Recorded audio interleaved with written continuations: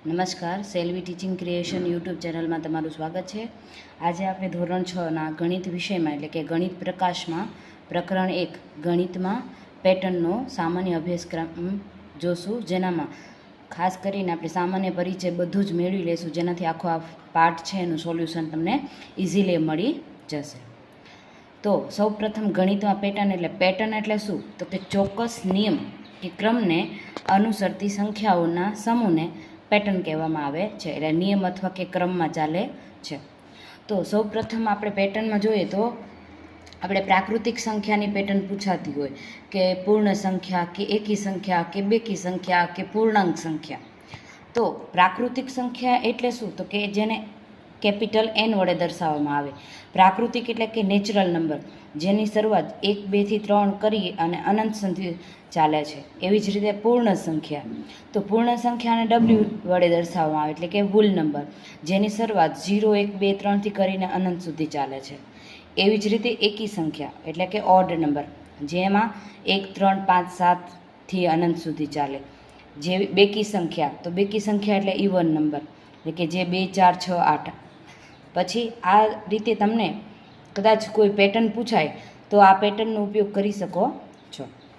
ત્રિકોણીય સંખ્યા, ત્રિકોણ એટલે નોર્મલી આપણે ત્રિકોણ બનાવતા હોઈએ ત્યારે 3 ડોટની જરૂર પડે. પછી આપણે એ ત્રિકોણને મોટો કરીએ છીએ એટલે નીચેથી 2 હોય બેઝમાં, તો બેઝમાં આપણે 1 વધારીએ છીએ એટલે ઉપર પર બેઝ વધે છે એટલે ટપકાની સંખ્યા વધે છે 6. પછી આપણે બેઝ વધારીએ છીએ 4 તો ટપકાની સંખ્યા ટોટલ થશે 10. તો આ રીતે પેટર્ન આગળ વધે છે, એને કહેવાય ત્રિકોણીય સંખ્યા. તો તમે જોતા જાઓ, 1માં આપણે કેટલા એડ કરીએ ત્યારે 3 થયા? તો કે 2. તો 3માં કેટલા એડ કરીએ ત્યારે 6 થાય છે? તો કે 3. 6માં કેટલા એડ કરીએ ત્યારે 10 થાય? તો કે 4.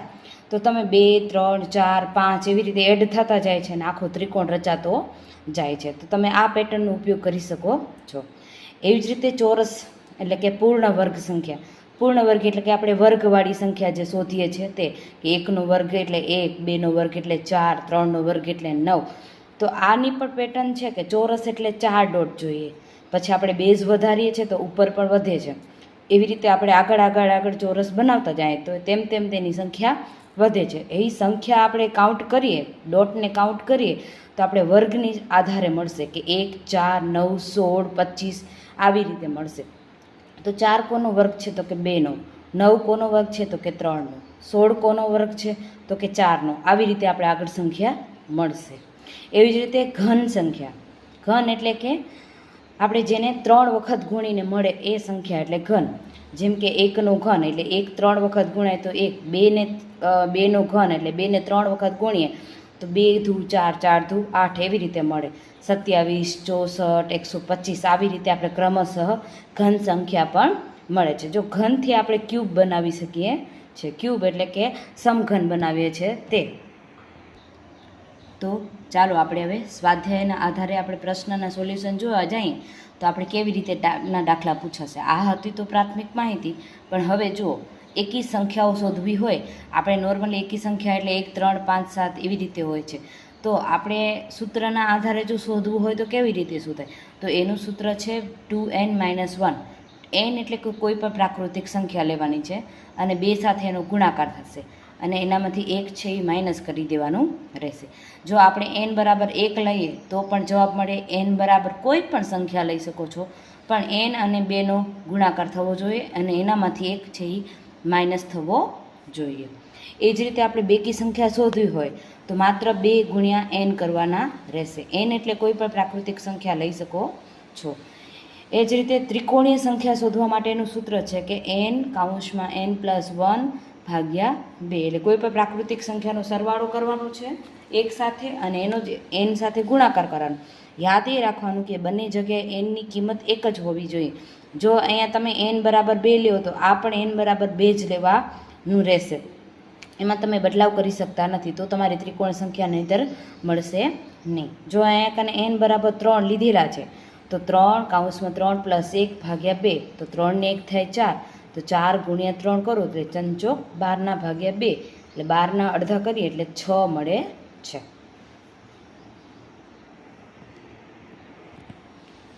એ જ રીતે ચોરસ સંખ્યાઓ શોધવા માટે આપણે એનનો વર્ગ એટલે વર્ગવાળી સંખ્યા છે એ લઈ શકીએ છીએ. એન એટલે કે કોઈ પણ સંખ્યા લઈ શકો, પ્રાકૃતિક સંખ્યા જેનો વર્ગ એટલે કે જેને 2 વખત ગુણવામાં આવે છે. તો આપણે ચોરસ સંખ્યા પર શોધી શકીએ છીએ. જે ચોરસ સંખ્યા યાદ રાખવા માટે વર્ગ યાદ રાખવાનો રહેશે. ત્યાર પછી છે ઘન સંખ્યાઓ શોધવા માટે. ઘન એટલે મેં આગળ જ કીધું કે 3 વખત ગુણવાનું રહેશે. એટલે ઘન એટલે એન એટલે કોઈ પણ પ્રાકૃતિક સંખ્યાને 3 વખત ગુણવામાં આવે જ તો ત્યારે એ ઘન સંખ્યા મળે. યાદ એ રાખવાનું છે. ઘણા લોકો છે એ 2 ગુણ્યા 2 ગુણ્યા 2 તો કરે છે પણ એનો ગુણાકાર પૂરો કરતા નથી, એટલે ઘન સંખ્યા મળતી નથી. તો આપણે કેવી રીતે કરવાનું? 2 ગુણ્યા 2 ગુણ્યા 2, 2 ધુ 4 અને 4 ગુણ્યા પાછા 2 જ કરવાના છે. 4 ધુ 8, 3 તેરી 9, 9 તેરી 27. એ જ રીતે આગળ છે નિયમિત બહુકોણ. તો બહુકોણ એટલે શું? કોણ એટલે તો ખૂણા થાય, બહુ એટલે ઘણા બધા, પણ નિયમિત એટલે શું? તો કે જે બહુકોણની બધી જ બાજુઓ સમાન હોય અને સાથે સાથે એના ખૂણાઓ પણ કેવા હોય? સમાન હોય, તો તેને નિયમિત બહુકોણ કહેવાય. તો આપણે નિયમિત બહુકોણને આપણે જોઈએ તો પહેલો સૌ પ્રથમ ત્રિકોણ છે કે જેની 3 બાજુ હોય, ચોરસ જેની 4 બાજુ હોય, પંચકોણ જેની 5 બાજુ હોય, ષષ્ઠકોણ જેની 6 બાજુ હોય, સપ્તકોણ જેની 7 બાજુ હોય અને અષ્ટકોણ એટલે 8 બાજુ. 9 કોણ હોય તો 9 બાજુ ને 10 કોણ હોય તો 10 બાજુ હોય છે. તો આ બધા બહુકોણ છે જે નિયમિત છે, જેના ખૂણાઓનો માપ ફિક્સ હોય છે. પણ ષટકોણીય સંખ્યાઓ હવે શોધવી હોય, ષટકોણીય એટલે કે હેક્ઝાગોન એટલે કે 6 બાજુવાળું શોધવાનું હોય ત્યારે એનું સૂત્ર છે કે n(2n-1). તો આપણે 2n-1 તો આપણે આગળ જોયું હતું અને આગળ n મૂકવાનું છે. n એટલે કોઈ પણ પ્રાકૃતિક સંખ્યા મૂકી શકો. હવે અહીંયા કાને જો આપણે n બરાબર 2 લઈએ છીએ ત્યારે એક ષટકોણની રચના થાય છે. જો n બરાબર આપણે 3 લઈએ તો 2 ષટકોણની રચના થશે. n બરાબર આપણે 3 લઈશું તો 4 ષટકોણની રચના તૈયાર થશે. એવી રીતે રચના તૈયાર થશે. એ જ રીતે કેન્દ્રીય ષટકોણ કેવું કહેવાય? આ જો ષટકોણીય હતું જેમાં ખાલી માત્ર ષટકોણની જ રચના હતી, પણ કેન્દ્રીય ષટકોણની રચના એટલે શું? તો કે એની અંદર વચમાં એક કેન્દ્ર તરીકે ટપકું રાખેલું હોય છે, તો એમાં પ્લસ એક ટપકું એડ કરવાનું છે, બીજું કાંઈ નથી. 3n(n-1) plus 1. અહીંયા પણ n બરાબર 2 લીધા છે તો 3(2), 2 - 1 પ્લસ 1 તો 3 ધુ 6, 2માંથી 1 જાય તો 1 પ્લસ 1, 6 × 6, 6 ને 1 7 થશે. તેવી જ રીતે એકી સંખ્યાઓના સરવાળાથી પૂર્ણ વર્ગ સંખ્યા મળે છે. પૂર્ણ વર્ગ એટલે કે આપણે વર્ગ કરીએ છીએ તો ક્યારેક એકી સંખ્યા બધી જોડવાની છે. આપણે 1 કરીએ છીએ તો 1 + 3 એટલે 3 એ એકી સંખ્યા છે, 1 પણ એકી સંખ્યા છે. એનો સરવાળો કરો એટલે થાય 4. તો 4 કોનો વર્ગ છે? તો કે 2નો. એવી રીતે 1, 3, 5નો સરવાળો કરીએ તો 9 થાય. 9 કોનો વર્ગ છે? તો કે 3નો. આવી રીતે આપણે એકી સંખ્યાના સરવાળાથી વર્ગની સંખ્યા મળે છે. એવી જ રીતે રેખાખંડોની સંખ્યા શોધવા માટેનું સૂત્ર છે n(n-1) ભાગ્યા 2. રેખાખંડ એટલે આપણે નોર્મલી એક લીટી કરીએ છીએ અને જે 2 ટપકાથી જોડાયેલો હોવો જોઈએ. જો 2 ટપકા છે એને K2 કહેશું, એટલે કે K એટલે શિરોબિંદુઓ. જેના 2 શિરોબિંદુ હોય એટલે કે એક રેખાખંડ બને છે. જેના 3 શિરોબિંદુ હોય છે એટલે એની અંદર 3 રેખા બને છે. જેની અંદર 4 શિરોબિંદુ હોય તો એની અંદર 4 બાજુઓ એટલે કે 4 રેખાખંડ તૈયાર થાય છે. તો આપણે રેખાખંડ શોધવા હોય તો n બરાબર આપણે કોઈ પણ સંખ્યા ધારી અને આપણે રેખાખંડોની સંખ્યા શોધી શકીએ છીએ કે એ આકાર કેવો બનશે. ધારો કે n બરાબર 4 લઈએ છીએ તો 4ની કિંમત મૂકીએ એટલે અહીંયા 6 થાય છે. તો 6 કેવી રીતે બને છે? તો n એટલે કે આપણે 4 ટપકા દોર્યા, 1, 2, 3 ને 4. હવે 6 કેવી રીતે થયા? તો 4 તો બાજુ હતી જ, પ્લસમાં સામે સામે વિકર્ણ જોડી દીધા 2 એટલે 4 ને 2 6 રેખાખંડ તૈયાર થઈ ગયા. એવી જ રીતે વિરહંક સંખ્યા એટલે શું? તો વિરહંક સંખ્યા એવી છે પેટર્ન કે જેનામાં આપણે સરવાળો કરવામાં ક્યારેક મૂંઝવણ અનુભવાય છે, પણ ત્યારે હંમેશા યાદ રાખવાનું કે 2 વચ્ચેની સંખ્યાનું ડિફરન્સ ચેક કરવાનું. 1 અને 2, 1માં 1 ઉમેરીએ ત્યારે 2 થાય, 2માં 1 ઉમેરીએ ત્યારે 3 થાય, 3માં 2 ઉમેરીએ ત્યારે 5 થાય, 5માં 3 ઉમેરીએ ત્યારે 8 થાય, 8માં આપણે કેટલા ઉમેરીએ ત્યારે 13 થાય. તો આવી આપણે મગજમાં પ્રશ્ન કરવાના. તો આ મેં પેટર્ન બનાવી કે 1માં 1 ઉમેરીએ ત્યારે 2 થયો, જ્યારે 2માં 1 ઉમેરીએ ત્યારે 3 થયા. એવી જ રીતે હવે આગળની પેટર્ન અને પછીની પેટર્ન એનો બંનેનો સરવાળો એડ કરો એટલે કે 2 + 3 એટલે 5 થયું. એ જ રીતે હવે અહીંયા 3 હતું અને અહીંયા 5 હતું. આ બંનેનો સરવાળો એટલે કેટલા થયા? 8. એવી જ રીતે 5 અને 8નો સરવાળો કરો તો કેટલા થાય? તો કે 13. 13 અને 8નો સરવાળો કરો તો ક્યારે થાય? 21.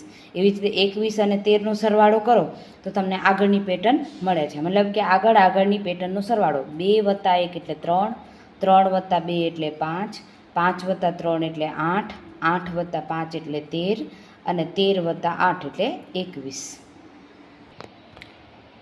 તો મને આશા છે કે તમને હવે સમજાઈ ગયું જ હશે કે આ કેવી રીતે રચના તૈયાર થાય છે, પેટર્ન કેવી રીતે તૈયાર થાય છે. નોર્મલી આપણે અત્યારે જનરેશનમાં જોઈએ તો ઘણી બધી એક્ઝામ આવતી હોય છે, તેમાં પેટર્નનું વધારે હોય છે. તો પેટર્ન આ રીતે જ સોલ્યુશન કરાતી હોય છે. આપણે આવી રીતે પેટર્ન પરીક્ષામાં પૂછાય તો આપણે આનું સોલ્યુશન કરી શકીએ કે 2 4 6 8 છે, મતલબ બેકી સંખ્યા છે. એવી રીતે 1 3 6 10 દીધેલા છે તો એ 3 ઉમેરતા જતા સંખ્યા મળે, ઘનવાળી સંખ્યા. પછી તમે આવી રીતે પેટર્ન તૈયાર કરી શકો. મેં પેટર્નના સોલ્યુશન કરેલા છે કે 1 માં 1 ઉમેરીએ તો 2, 2 માં 2 ઉમેરીએ તો 4, 4 માં 4 ઉમેરીએ તો 8, 8 માં 8 ઉમેરીએ તો 16. એટલે અહીંયા પાડો પર લેવાય કે 1 × 2 = 2, 4, 4 × 8, 8 × 16, 16 × 32, 32 × 64. એવી રીતે પણ થઈ શકે. 1 3 9 27 81 થયું છે, આપણે મગજમાં તરત જ આવે 1નો ઘન 3 છે, 3નો ગુણ્યા 3 તેરી 9, 9 તેરી 27, 27 તેરી 81. આવી રીતે પણ આપણા મગજમાં જાય. 1 4 9 16 આવે એટલે એ વર્ગવાળી સંખ્યા હશે. 1 6 15 28 હશે તો આગળ પેટર્નમાં વધતા કે ઉમેરતા જશે. 1 માં 5 ઉમેરીએ તો 6, 6 માં 9 ઉમેરીએ ત્યારે 15 થાય, 15 માં 28 ક્યારે થાય? તો કે 13 ઉમેરીએ ત્યારે થાય. તો આ ક્યારે થયું? તો બધા વચ્ચેનો ગેપ ચેક કરો. 1 માં 6 ઉમેરીએ 5 ઉમેરીએ ત્યારે 6 થાય છે અને 6 માં 9 ઉમેરીએ ત્યારે 15 થાય છે. તો અહીંયા 5નો ગેપ છે અને અહીંયા કને 9નો ગેપ છે. તો આ બંને વચ્ચેના ગેપ ચેક કરવાના. 9 અને 5માં જે કરીએ તો 4 થાય છે. બધી જ જગ્યાએ 4 4નો ગેપ આવે છે.